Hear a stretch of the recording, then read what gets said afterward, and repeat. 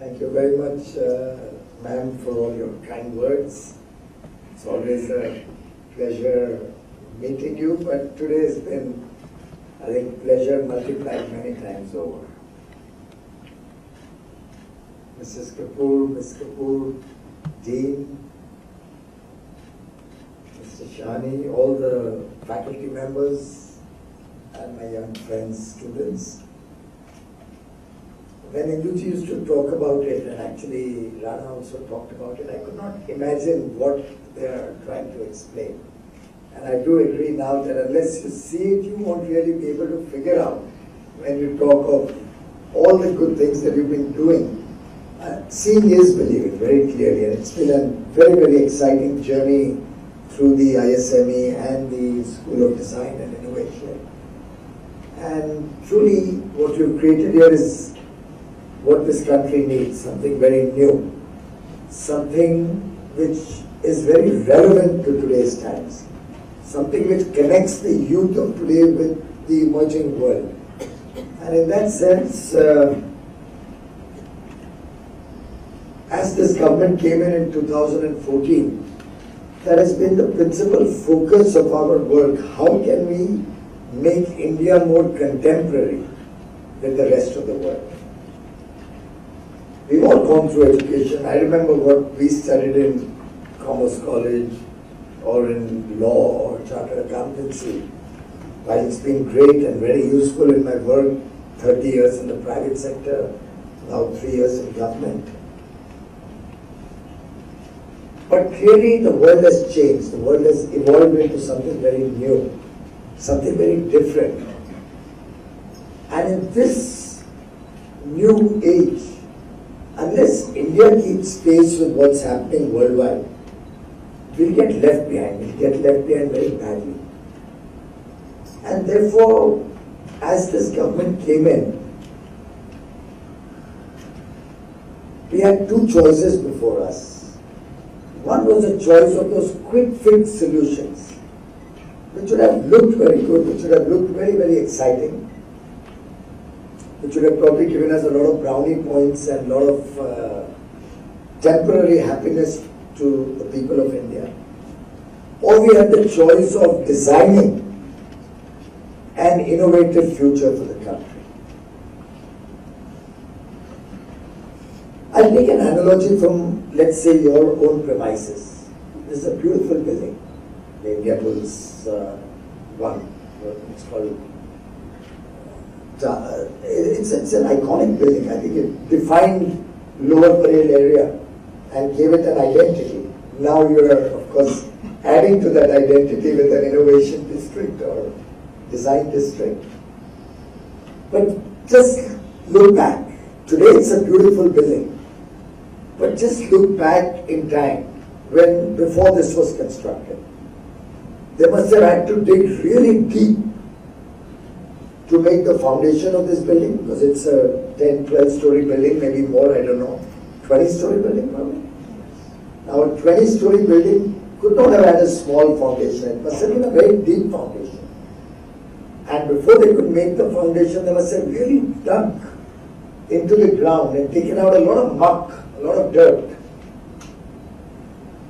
They must have had to dispose of that muck, so that it's not like, I don't think there's any muck lying around here, right? So somebody has disposed of that muck. Then they designed a very robust foundation. And that foundation had to be such that it could take a tall building.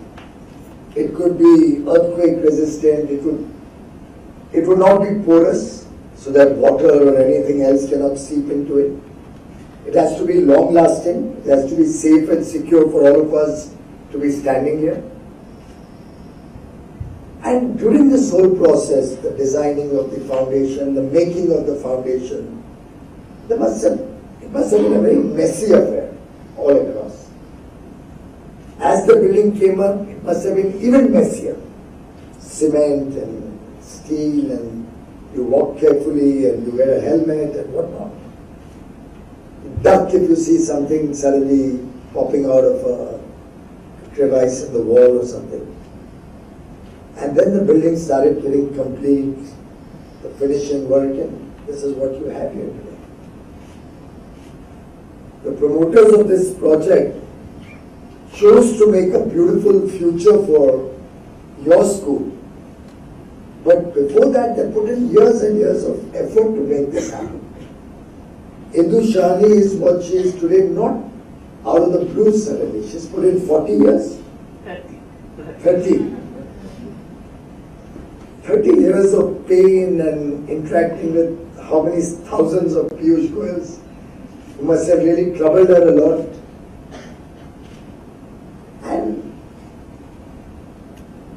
And today she's giving back to your school. But when she made this whole school, she went through the same pain. The designing of the various classrooms, the curriculum, the course, how she's going to select students, how she's going to make the school a success. And that's the path that this government has taken. What we've tried to do is do a root cause analysis, see what this country needs most, and work the country's future through a very systematic long-term program which will impact India's lives not in the short run but in the long run, in a very big way, in a very significant way. And design, innovation, entrepreneurship, all of this truly defines in some sense what we also are planning or hoping for the future of India. After all, in each of the things, you spoke about coal production, for example. We moved from coal shortages to coal surplus, barely in a year and a half or 2 years. It's not as if the country didn't have coal. It's not as if we replaced all the workers in the coal mines or the management of the coal mines. Everything is exactly what it was. And some people used to ask me, even before I became a minister, on all the Arnab Goswami shows, then why does government fail, or why do companies fail? Why is the public sector undertakings not doing well?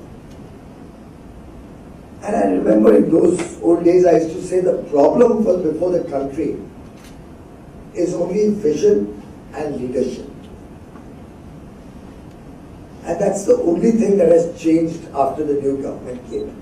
There's a vision, a target, a goal before the nation.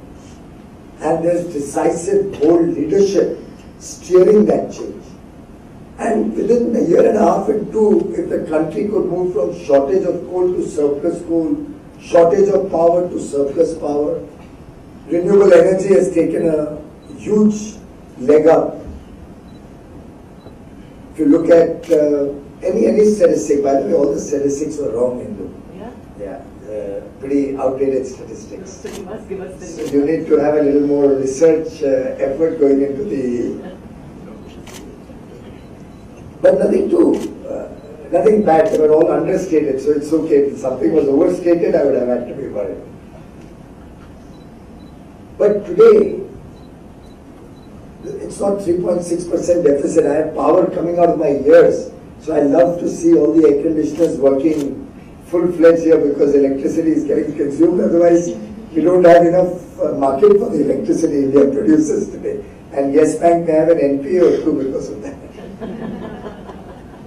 But it's just the mindset. The limitations in our country were only in our mind. It's not in our ability. It's not as if we could not have done this earlier. It's all of us in this room who have to determine and decide our future. Each one of you has a Bill Gates sitting within you, or a Sorrell sitting within you, or a Warren Buffett sitting within you. It's in your desire to make a difference that will rest your success, that will define your future. And clearly the future is best done when you do it very, very systematically. As I said, you have to remove the cobwebs out of your mind. You have to open your mind to fresh air. Design your own future, plan your own future, what you are best cut out to be. I mean, we've all seen Three Idiots, right? We can't literally put a square round peg into a square hole. Which is what 3 Idiots was all about.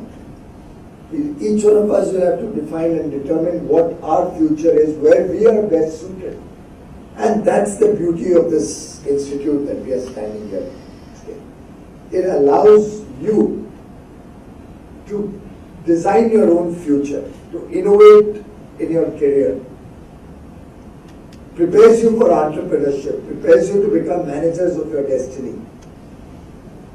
And in that sense, the need of the hour as the country evolves will be to redesign educational curriculums, will be to look at how we need to prepare the nation. Should we all necessarily have to go through a graduation and then become an unemployed graduate?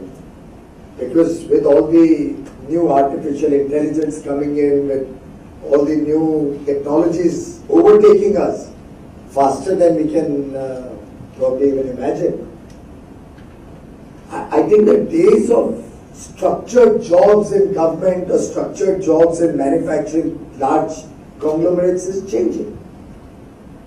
Particularly with 3D manufacturing, I can't for the life of me imagine whether we'll have those large producing plants anymore in the world. It wouldn't make sense. You'll actually probably bring in a machine and the machine comes to your home. I'm just letting my imagination run wild. But I can imagine one day a machine will come home and ask me what kind of a car do you want to have. And I may say, look, I want a stretch limousine with this spec, this color and what not have you. Or maybe like the young man showed me on his simulation or the 3D projection on his, what is that called? VFX. The virtual reality. And through that I'll be able to design the car. And 3D instruments of manufacturing will help create that car right there before my very eyes. And then in the middle of it, like we do in interior decoration, no, but this color is not matching with the sofas, the curtain is not matching with the sofas, so you change it. Only this time around it may probably be done much faster than it used to be done earlier. So things are changing, things are evolving faster than this we can catch up. And with 1 billion plus people, with over 400-500 students at age groups which would be near about similar to the students in this institute, the country will have to really look for fresh ideas, new ideas. And in that sense, a model like ISDI or ISME has huge potential to multiply, to grow, to expand. And to my mind, it will prepare you for a truly better future. Because gone are the days where structured education could prepare everybody to face the challenges of life. I think the day and age that we are living in today, frankly, probably beyond age standard, I don't see any reason to have a very structured curriculum. You are taking students from 12th, which is great by itself. But as I let my mind wander into the future, I think at the age of 12 or 13, once you cross the age standard, people are starting to think what they want to do, where they want to be, what kind of a career they want to pursue. Some of the initiatives you showed me about bringing children from less privileged sections of society into your institute, grooming them, preparing them for a better future, helping them understand the virtue of education, not to drop out of school. Some of the designs that of your academic curricula that I saw today, in terms of the boardroom where students interact, even in the midst of a board meeting, or the oval room where we saw different subjects could possibly be taught, or different programs could be taught and then integrated into one. All of these are truly innovative. I mean, I'm myself thinking what I should be doing to try and re-educate myself. Or maybe come back to school.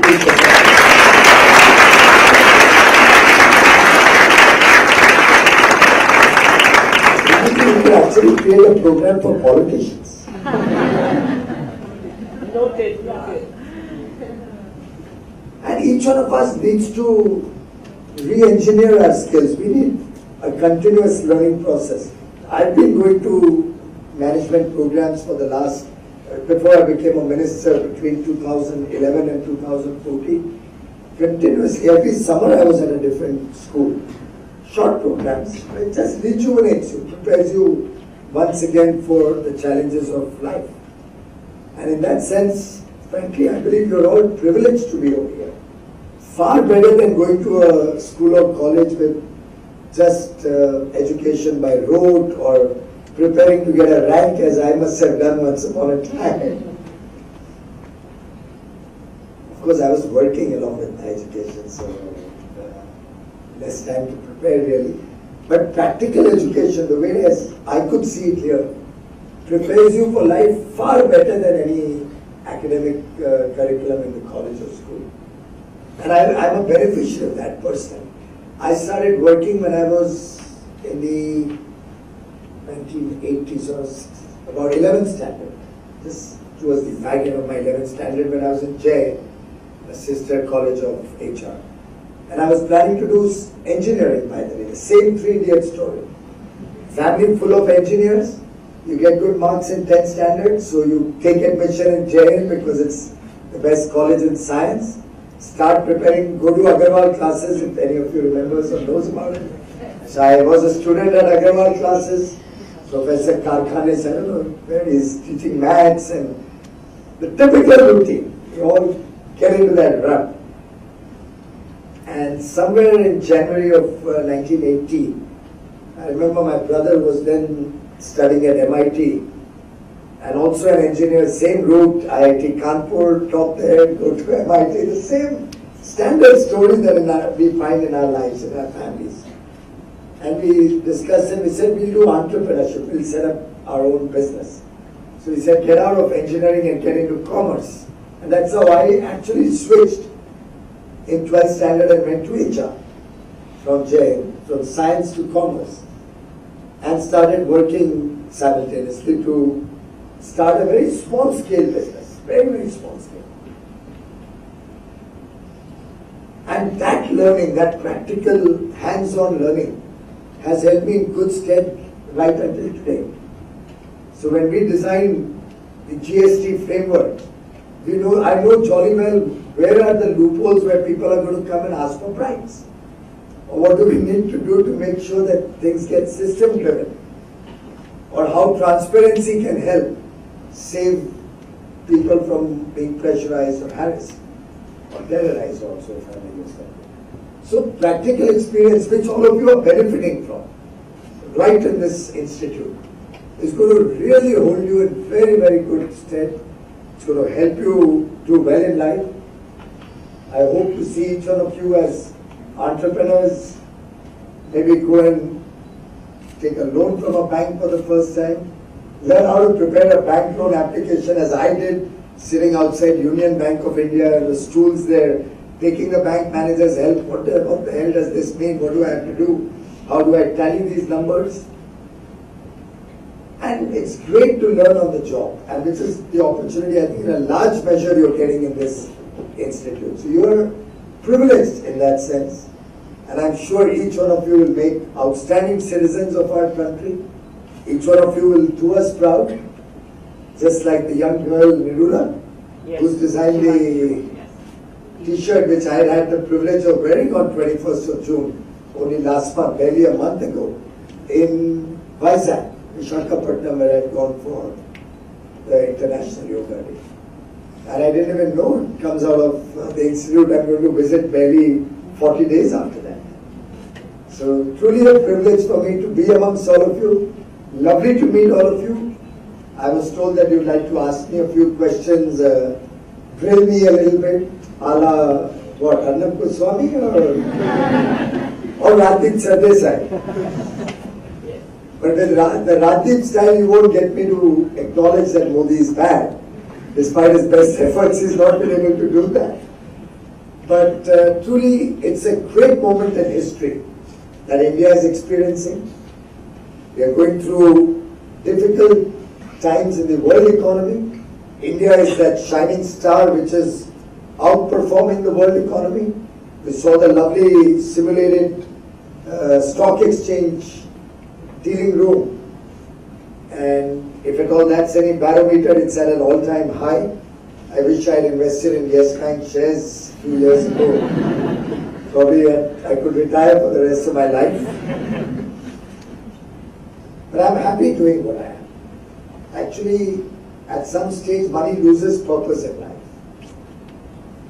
And I'm glad that you're taking your students into the villages, because until you get into the villages, until you see their lives, believe me, nobody likes to live in a slum. Nobody is happy to be deprived of electricity. Nobody is happy that his school doesn't have good teachers or good possible quality education. Nobody is happy carrying his mother or his wife on his shoulder and walking 12 kilometers before he can get health care. Some of you may remember reading about what happened in Odisha barely a couple of months ago. Nobody is happy with all that. It's circumstances that have maybe helped all of us board the train, and some are left behind. And I'm glad that this school is also preparing you for those challenges, because ultimately those challenges are our challenges. As the new Honorable President said, if any of you heard his acceptance speech last week or earlier this week, that bringing about change or improving the lives of the people of India or making India a superpower or meeting the aspirations of 1 billion people cannot be the job merely of the government. We will all have to participate. It will have to be a people's movement. Every section of society, teachers, administrators, students, our parents, our friends, everybody will have to collaborate in this effort. It's like the beads in a necklace. One bead goes out, the necklace gets out of sync. Or one crack in a wheel and the whole wheel is finished. And we are all cogs in that wheel. We are all a part of that necklace. All these various, I saw the Make in India program, you are working with the Skill India initiative. Our Power for All effort to make sure that every child gets electricity, every home in the country gets electricity at affordable prices. Our efforts to clean the environment, have a clean India. The Swachh Bharat movement to make India clean. All of these may sound small, but each one has a deep meaning. And without each one of these, this necklace cannot be complete. And I'm glad that in that beautiful necklace, the ISDI and ISME is also a bead, which is helping to make that necklace.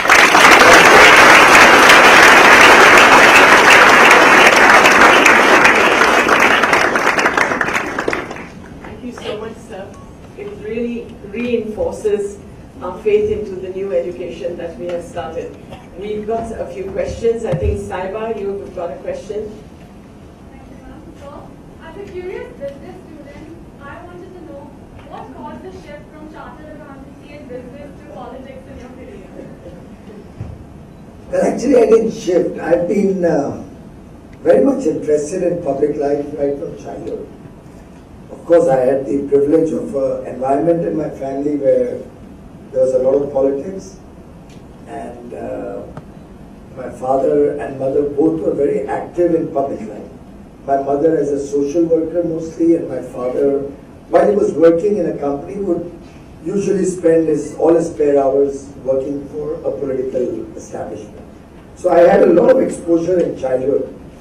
And as I grew up, I realized that politics can impact lives or make a difference to society like no other field can.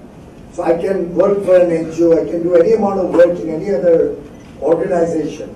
And each one is important, doing that work in each organization. I'm not at all taking away the credit from what work each one is doing. But I realized that politics is that platform where with a stroke of a pen, I can impact millions of lives. So that's why I was always very keen on politics. At the same time, politics does not pay you in India. And at the salary that I get as a minister, I wouldn't be able to live one day, or with the kind of lifestyle that I'm used to since last 30 years. So I believe genuinely that each one of us, and I wish each one of you becomes a politician, but I wish each one of you first makes enough legitimate money, works your way through your first few years, builds up a capital, so that then you can serve the nation through politics. Then that medium, if you have enough money to take care of your requirements, your family requirements, your children's education, or your home and car and all of that, then there can be no better medium than politics to impact lives. And for me, it's like a mission today that unless every home gets electrified, gets electricity in their home at affordable prices, I actually sometimes get sleepless nights even trying to design the framework how I'm going to make sure every home gets it. Literally, day and night, that's the one pursuit that has become my mission.